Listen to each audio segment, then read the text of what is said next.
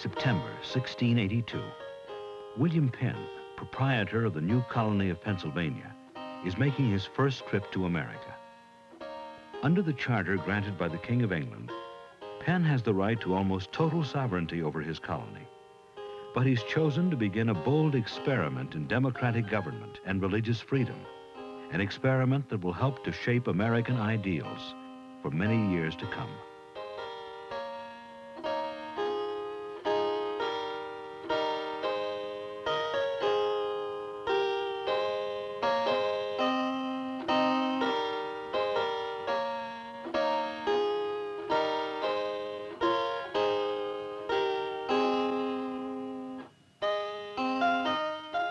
To understand the beginnings of Penn's bold experiment, we must go back 15 years to 1667.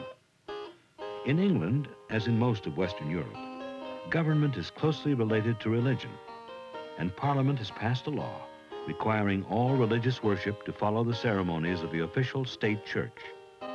This law has effect not only in England, but also in Ireland, which is ruled by England.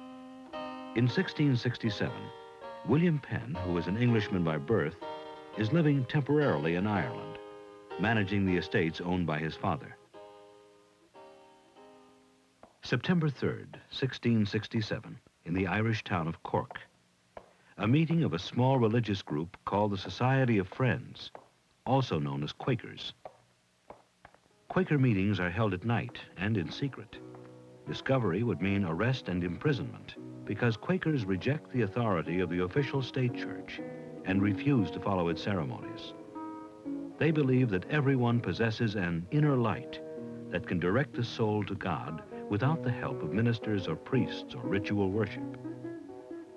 Among the worshipers at this meeting is a young man whose clothes and bearing mark him as an aristocrat. William Penn is the son of an admiral in the Royal Navy and a personal friend of the king. Now 23 years old, he has attended several Quaker meetings, sitting with the others in silent meditation and listening to an occasional speaker who rises at the prompting of the inner light to quote a passage of scripture or share an inspirational thought. But this particular meeting is to become a turning point for William Penn and for the Quaker movement. By accident, the meeting has been discovered by a soldier of the king. William Penn reacts not as a Quaker, but as an aristocrat insulted by a member of the lower classes. The Quaker movement opposes any form of physical violence, and Penn's outburst only proves that he's not yet a true Quaker. Later, the soldier will return with reinforcements. Penn and 18 others will be arrested, tried, and put in jail for their Quaker beliefs. After a few days, Penn is free again, but the experience has helped to change the course of his life. He's a skilled writer, and he studied law and theology. Now he's determined to use all his resources to help the Quaker movement. His writings and other activities as a Quaker will bring him into conflict with the Church of England and the royal government. More than once, he'll spend time in prison. But Penn will use his knowledge of the law to defend the Quaker movement in court. Traveling to various parts of England and also to Holland and Germany, Penn preaches the doctrines of his Quaker faith. In Holland, Quakers and other religious groups are free to practice their faith without fear of persecution.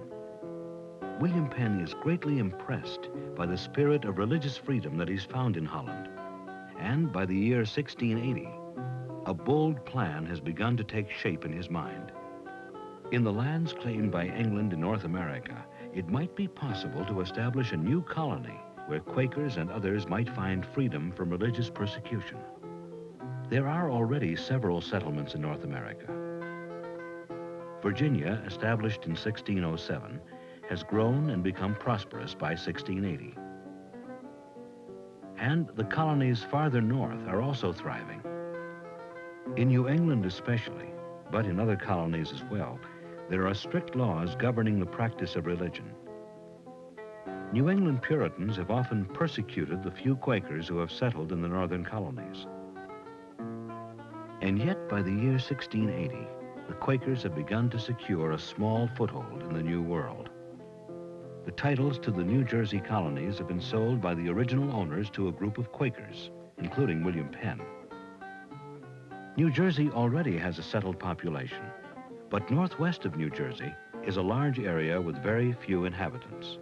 Here, a new colony could be established for those who suffer from religious persecution in Europe.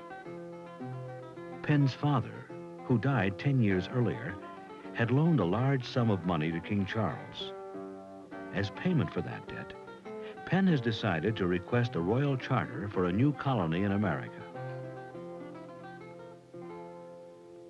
If he had asked the king for money, the debt would probably never have been repaid.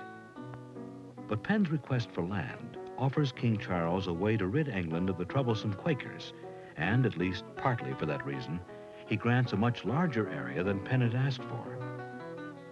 The name chosen by Penn for his new province was Sylvania, which means woodland, but King Charles changes the name to Pennsylvania in honor of Penn's father.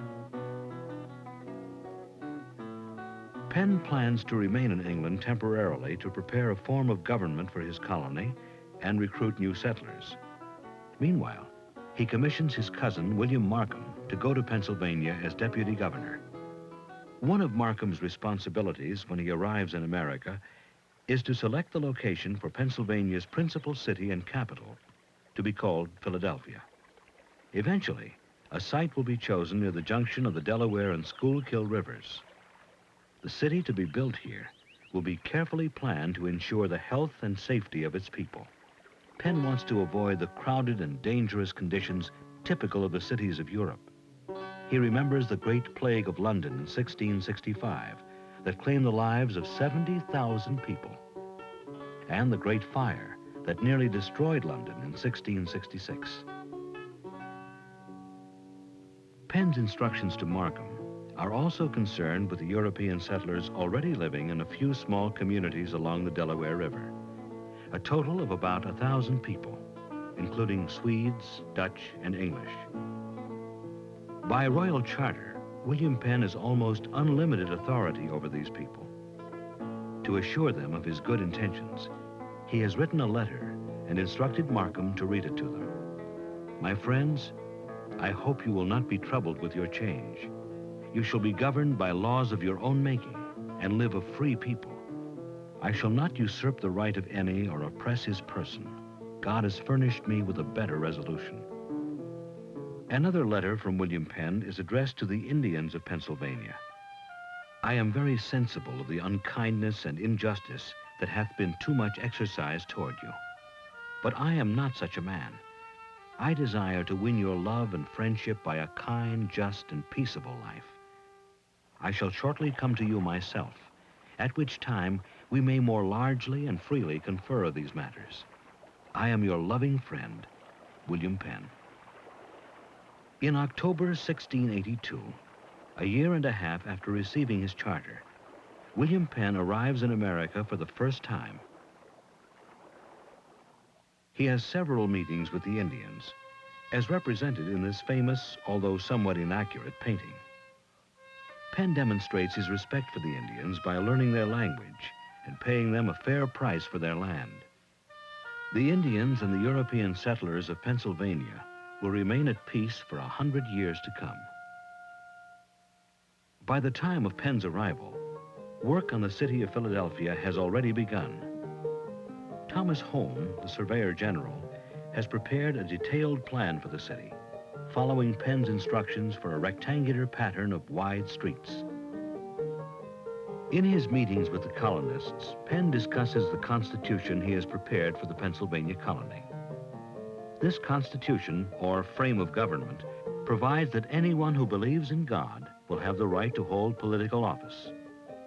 In practice, that right will actually be restricted to Protestant Christians.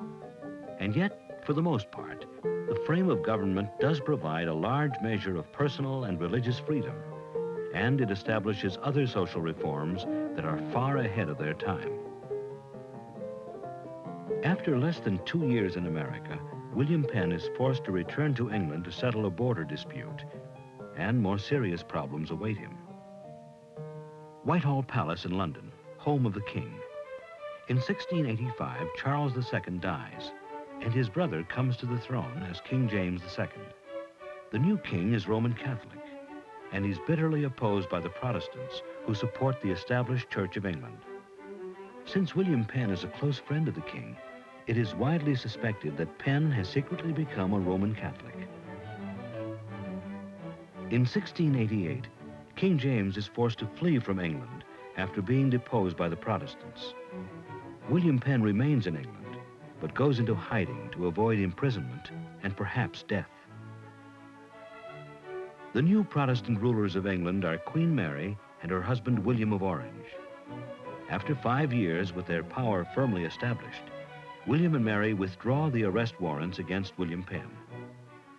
And so in 1699, after putting his affairs in order in England, Penn returns to America to live for 2 years at Pennsbury, the estate that has been built for him near Philadelphia. During Penn's absence, the colony has grown rapidly. From several nations, people have been drawn to Pennsylvania to find freedom from the oppression they had known in Europe. A generous land policy has made it possible for even poorer immigrants to own their own farms. Skilled craftsmen from Germany have helped to make Pennsylvania a center of manufacturing and trade. Pennsylvania is rapidly becoming the largest of the English colonies in North America, and one of the most prosperous. But Pennsylvania and all the English colonies face a threat from another world power. French claims to part of North America have already been a cause of 3 wars between England and France, and another war seems likely. To provide an effective defense, the English government may decide to remove Penn as governor and place Pennsylvania under direct control of the king. In 1701, to defend his charter to the colony, Penn returns to England. Pennsylvania has proved to be a costly experiment, and he's now deeply in debt. After years of controversy and hardship, he dies in England in 1718. But the colony that he established continues to grow. By this time, most of the land in eastern Pennsylvania has been claimed by earlier settlers. Newcomers from Europe are moving farther west, pushing back the frontier and clearing land for farms and homes. Philadelphia has become the largest city in the American colonies. It's a major seaport and a cultural center as well. And one of the city's buildings, the Pennsylvania State House, will become a major landmark in American history. Here, on July 4th, 1776, delegates to the Second Continental Congress approved the Declaration of Independence. And 11 years later, in the same building, renamed Independence Hall, another important event takes place: the drafting of the Constitution of the United States. The principles first outlined by William Penn in his frame of government have served as a model for the federal Constitution and for most of the state constitutions as well. In some ways, Penn's experiment has not been as successful as he had hoped. The colony's political leaders have not always followed his high ideals. And yet, by 1789, it has become clear that the growth of American democracy owes a great deal to the ideals of personal freedom established by William Penn in his colony of Pennsylvania.